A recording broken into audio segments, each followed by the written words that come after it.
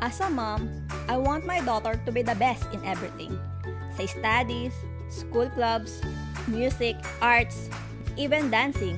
Mahilig siya makasalamuha sa ibang tao. Kaya, I want her to be always presentable. Pero, there was a time, abang sinusuklayan ko siya, napansin ko may blank spot yung ulo niya. Hindi tinutubuan ng buhok. Super nag-alala ko kasi naapektuhan yung confidence ng bata.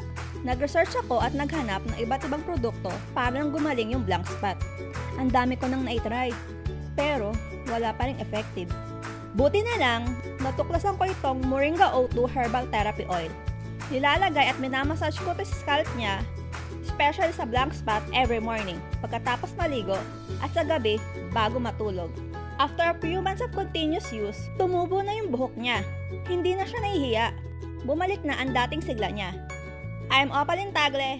I'm a proud Moringa O2 mom.